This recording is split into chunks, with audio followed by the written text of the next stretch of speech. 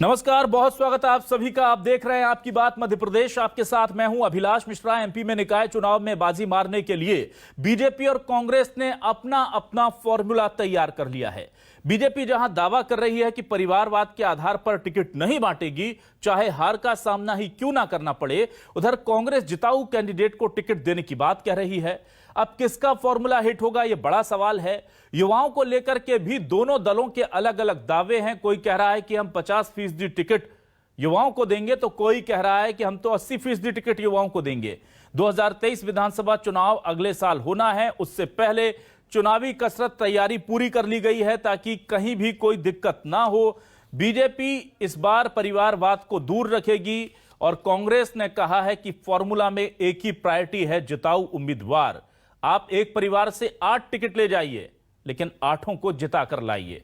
तो किसका फॉर्मूला चलेगा, युवाओं के लिए कौन ज्यादा अच्छा होगा, और क्या वाकई में ये फॉर्मूले सिर्फ अभी दिखने के हैं? टिकट वितरण आते आते सब हर बार की तरह घालमेल हो जाएगा? इसी पर होगी आपकी बात।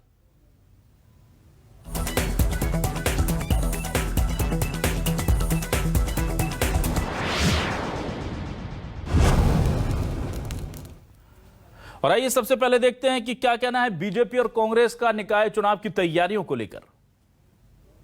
देखिए, एक तो ये स्वस्थ परंपरा और प्रक्रिया है कि अपने वरिष्ठ नेतृत्व को हर कार्यकर्ता जाके अपनी भावना से परिचित कराता है, पर सामूहिक नेतृत्व जिस प्रत्याशी को अपना टिकट तय करता है, सभी के सभी कार्यकर्ता उसको जिताने के महाअभियान में जुट जाते हैं। जहां तक गाइडलाइन की बात है, तो जो माननीय राष्ट्रीय अध्यक्ष जी ने जो स्पष्टीकरण दे दिया है, उसके बाद मुझे उस पर कहने की कोई आवश्यकता नहीं है। इस बार काफ़ी उत्साह है लोगों में, खासकर कांग्रेस के कार्यकर्ता में, क्योंकि ये नगर सरकार के चुनाव हैं और हमने कोशिश इस बात की है कि स्थानीय स्तर पे कमेटियां बना दी। जैसे जितने 16 नगर निगम, हमने 16 ही नगर निगम की अलग कमेटी बना दी है कि वहाँ के उम्मीदवार को भोपाल या दिल्ली नहीं जाना पड़े। स्थानीय स्तर की कमेटी ही वहाँ टिकट बांटेगी। तो क्या है न्यूज़ 24 मध्य प्रदेश छत्तीसगढ़ के आज के सवाल, आपको सवाल दिखाते हैं और फिर इस डिबेट को आगे बढ़ाते हैं। हमारे सवाल ये रहे आपके सामने। भाजपा परिवारवाद के खिलाफ, कांग्रेस परिवार के साथ, संगठन में पद तो टिकट नहीं, बीजेपी ने सांसद विधायकों के परिजनों से बनाई दूरी। दिग्गजों की नाराजगी बीजेपी पर पड़ेगी भारी, कांग्रेस को कौन देगा जीत की जिम्मेदारी? जीत की जिम्मेदारी मांग रही है कांग्रेस। एमपी में निकाय चुनाव पर किसका फॉर्मूला हिट, परिवार, दिग्गज, युवा, जिताऊ? ये तमाम जो चीजें चल रही हैं, इसको लेकर के सबसे बड़ा सवाल यही है कि किस फॉर्मूले को पब्लिक सपोर्ट करने जा रही है। और इस पर बातचीत करने के लिए हमारे साथ खास मेहमान जुड़ चुके हैं, सीधे रुख कर लेते हैं उनका। हमारे साथ बीजेपी के वरिष्ठ नेता दीपक विजयवर्गीय जुड़ चुके हैं। दीपक जी, बहुत स्वागत करता हूं आपका न्यूज़ 24 मध्य प्रदेश छत्तीसगढ़ पर। कांग्रेस की वरिष्ठ नेत्री सविता दीवान जी, पूर्व विधायक, हमारे साथ जुड़ चुकी हैं। सविता जी, बहुत बहुत स्वागत है आपका हमारे स्टूडियो में। और आज हमने वरिष्ठ पत्रकार सरवन नगेले जी को बुलाया है। नगेले जी, आपका स्वागत करता हूं हमारे इस खास डिबेट में। सबसे पहले मैं आता हूं दीपक जी आपके पास। दीपक जी, बड़ा स्टैंड लिया है आपने परिवारवाद से दूरी, लेकिन एक चीज ये बताइए कि जिस तरह से हर चुनाव में दल बदल कर आने वाले लोगों को बीजेपी ने हाथों हाथ लिया है, कहीं परिवारवाद का बाईपास, ये दल बदल फिर तो नहीं हो जाएगा? ऐसा कोई व्यवस्था तो नहीं है ना?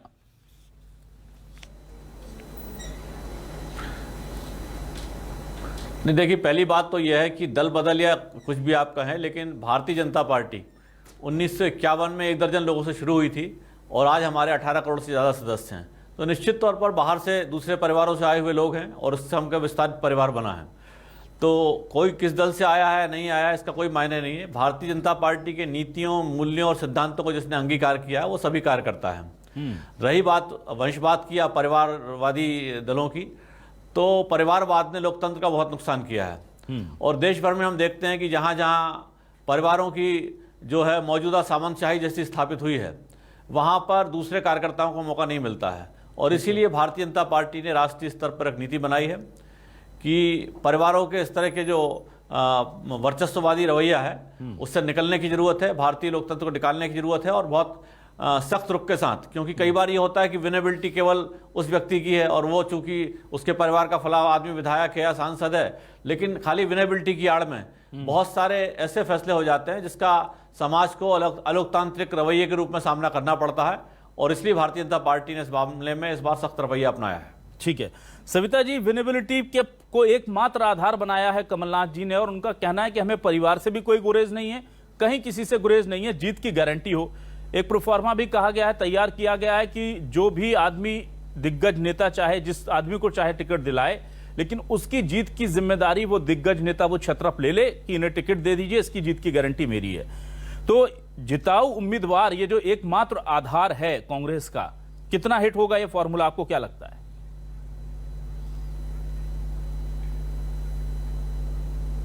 देखिए, पहले तो मैं विजय वर्गीय जी की बात का जवाब दूं कि भारतीय जनता पार्टी को पता है कि आने वाले निकाय चुनाव में और ग्राम पंचायतों के चुनाव में भारतीय जनता पार्टी की करारी हार होने वाली है, इसलिए ये सब प्रोपेगेंडा अपना रहे हैं।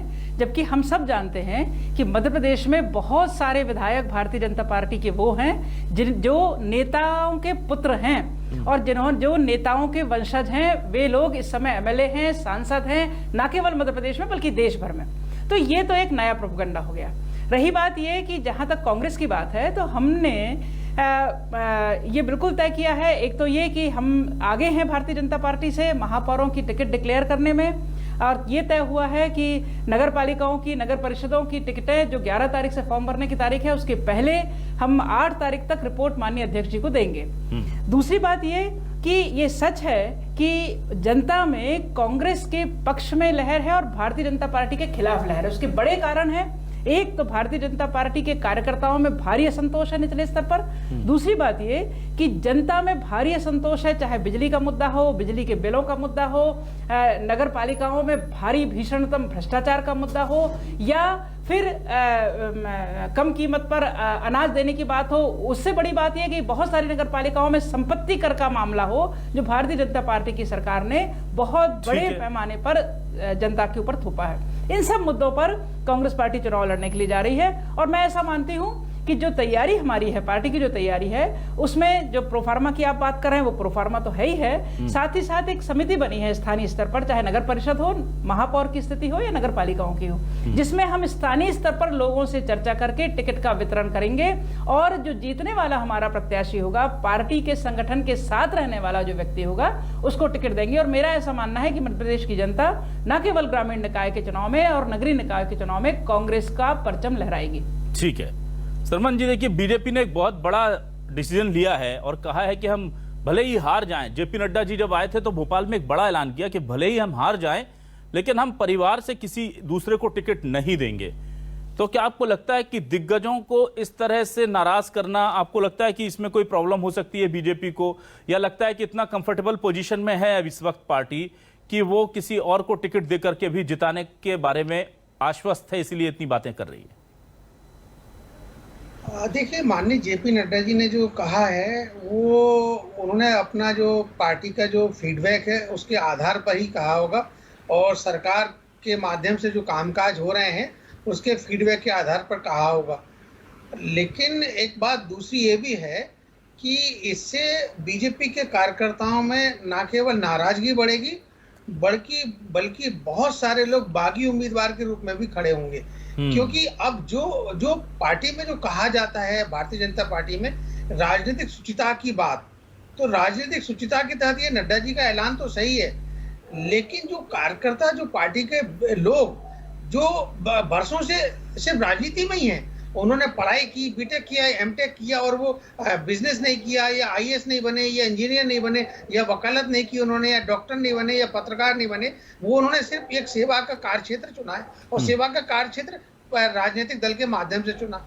तो अब जो सेवा के कार्य में लगे हुए हैं, जिनकी उम्र 42-45 साल हो गई, 50 साल हो गई, 60 साल हो गई है, अब वो कहाँ जाएंगे, क्या करेंगे? तो स्वाभाविक है कि उनकी जो एक महत्वाकांक्षा है उसको पूरी करने के लिए तो वो चुनाव क्षेत्र में उतरेंगे, और यदि दल टिकट देता है तो अच्छी बात है, और नहीं देता है तो ये दल, उसका परिणाम क्या आएगा, ये दल उसके लिए अपना जो भी उसका परिणाम आएगा उसका अंजाम देखने के दल तैयार रहेगा। अब जहां तक कांग्रेस की बात है, तो कांग्रेस में भी इसी तरह की बातें नहीं हो रही हैं। कांग्रेस में एक अलग तरह की बात हो रही है कि शपथ पत्र भरवाए जा रहे हैं कि अमुक व्यक्ति को टिकट दिया जाएगा तो फिर सारे लोग उसके साथ रहेंगे और कोई बागी नहीं होगा, कोई कुछ करेगा नहीं।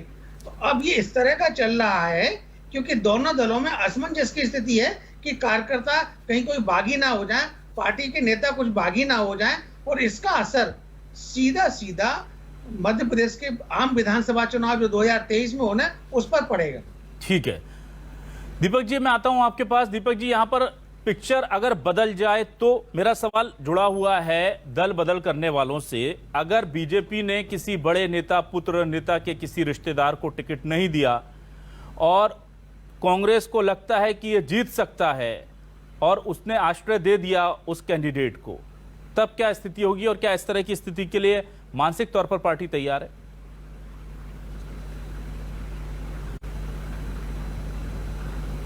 देखिए, भारतीय जनता पार्टी के जो कार्यकर्ता है, भारतीय जनता पार्टी का जो कैडर है और भारतीय जनता पार्टी का समर्थक वर्ग है, उसको इस बात से कोई फर्क नहीं पड़ता कि कौन नेता खड़ा है और कौन नेता नहीं खड़ा है। भारतीय जनता पार्टी कार्यकर्ता आधारित पार्टी है और जिसको भी पार्टी तय करेगी सारे कार्यकर्ता उसी के लिए काम करेंगे।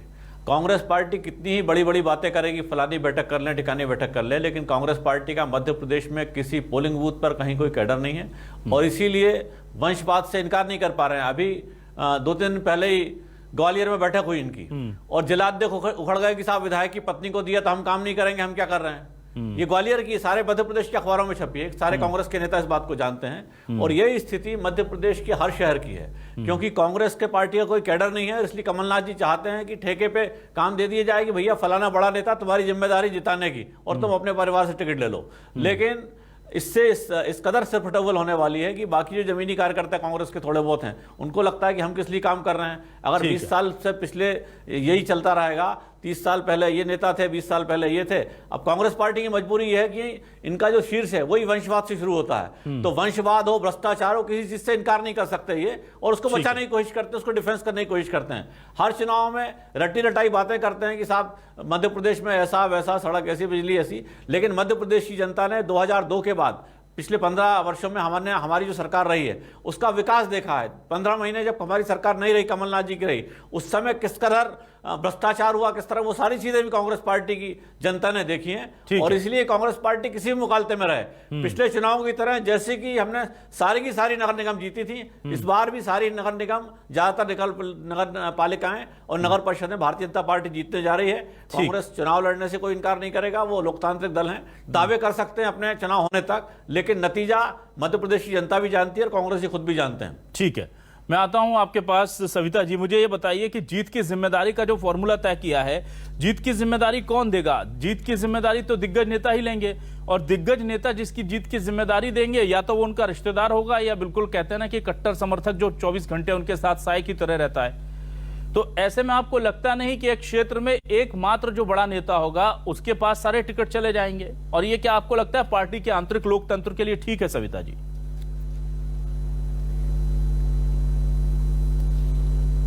देखिए, ये तो थोड़ा सा ये आपको गलतफहमी है कि जीत की जिम्मेवारी का क्राइटेरिया क्या है। एक्चुअली ये जो हमारी समिति है स्थानीय स्तर की, नगर परिषद तक के स्तर की जो समिति है, नगर परिषद स्तर तक के जो नेता हैं हमारे, माने वे जो पार्षद हैं हमारे, वो जो नगर पालिका के अध्यक्ष हैं हमारे, पूर्व अध्यक्ष हैं, नगर परिषद के अध्यक्ष हैं, वे हमारे नेता हैं स्थानीय।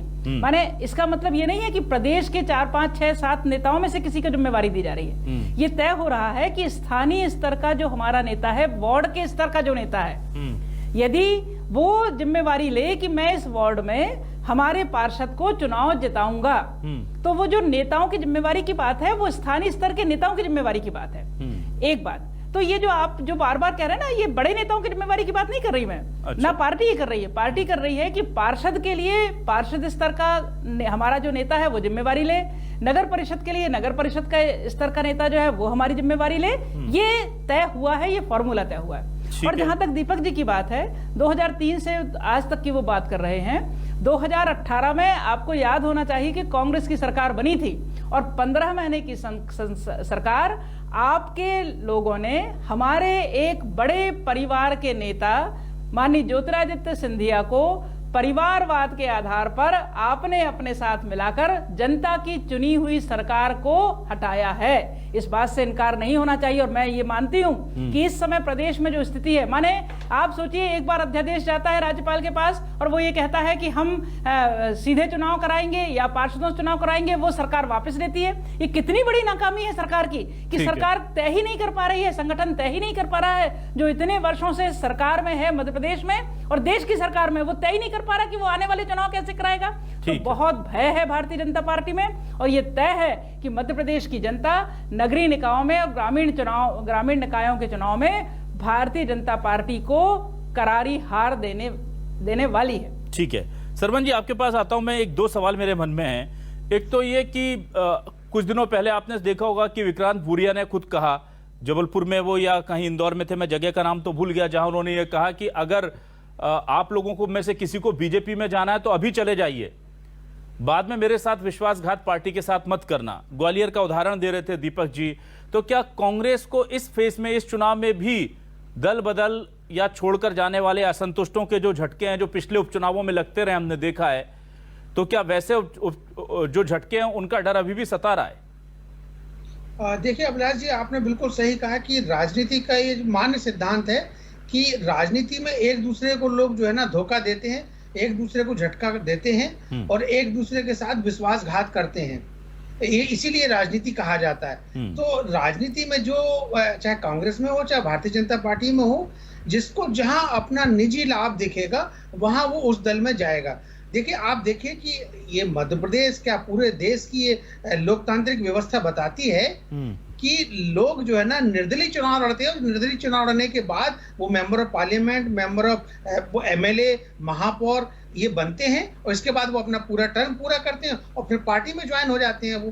तो ये दल, चाहे कांग्रेस हो या बीजेपी हो, इन दोनों दलों के भीतर इस तरह का तो जो भय है या इस तरह की जो आशंका है, ये बिल्कुल सही है और रहना भी चाहिए। क्योंकि जो राजनीति में है वो इसीलिए तो है कि हमको जब अवसर आएगा, जो परंपरागत रूप से पार्टी के कार्यकर्ता होते हैं, कैडर बेस कार्यकर्ता होते हैं, जैसे माननीय दीपक विजयवर्गीय जी ने बताया कि कार्यकर्ताओं की पार्टी है, तो ये बात सही है, कार्यकर्ताओं की पार्टी है। लेकिन अभी इस बीच में दूसरे दलों के लोग भी आ गए हैं जो कार्यकर्ताओं की पार्टी के सदस्य नहीं है, लेकिन उन्होंने आपकी पार्टी की विचारधारा को अंगीकार किया है। इसी तरह से कांग्रेस में भी दूसरे दल के लोग आए हैं।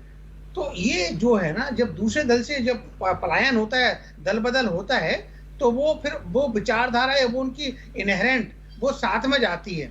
और जब इनहेरेंट साथ में जाती है तो वो समय आने पर उस तरह का अपना आचरण दिखाती है। बिल्कुल दीपक जी, एक यहाँ पर सवाल है, हालांकि सवाल अभी बहुत प्रिलिमिनरी स्टेज में है, लेकिन मैं फिर भी सवाल करता हूँ। आम आदमी पार्टी ने कहा है कि नगरीय निकाय में हम भी अपने कैंडिडेट्स उतारने जा रहे हैं, डॉक्टर, इंजीनियर या समाज के ऐसे लोग जिनकी रिस्पेक्ट है, जो अच्छा काम करते हैं, जिनकी समाज में अच्छी छवि है, उन्हें उतारेंगे। क्या बीजेपी के लिए यह चिंता का विषय होना चाहिए?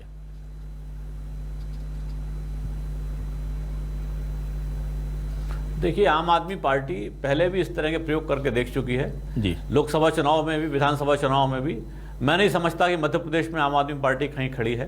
पंजाब की परिस्थितियां अलग है और पंजाब के या किसी दूसरे राज्य से मध्य प्रदेश की तुलना करना, ये मैं समझता हूं बिल्कुल ही राजनीति को ना समझने वाली बात होगी। मध्य प्रदेश की राजनीति लगभग पूरी तरह बाइपोलर है। बीच बीच में कुछ विधायक भले ही बसपा सपा के जीत गए हों, लेकिन मुकाबला कांग्रेस पार्टी और भाजपा के बीच ही होता रहा है।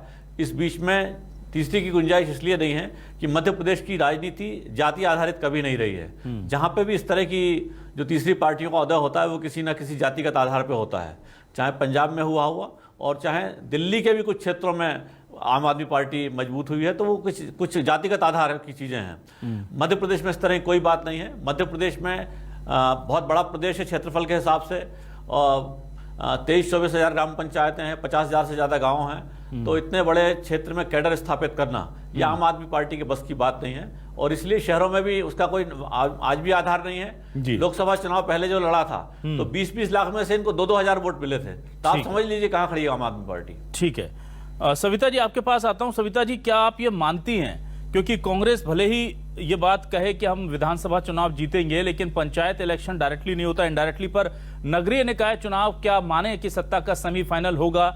और क्या आप ये कहने को इस मंच से तैयार हैं कि नगरीय निकाय चुनाव में अगर हम जीतते हैं तो इस बात का ये घोतक होगा कि नहीं, अब हम विधानसभा में भी आ रहे हैं और अगर हारते हैं तो आप ये स्वीकार करेंगे कि जनता का मूड है कि बीजेपी के साथ ही रहना है? क्योंकि जब आप हारते हैं तो फिर ये कहते हैं कि नहीं, ये तो मैनेज हो गया चुनाव, अगला चुनाव हम जीतेंगे।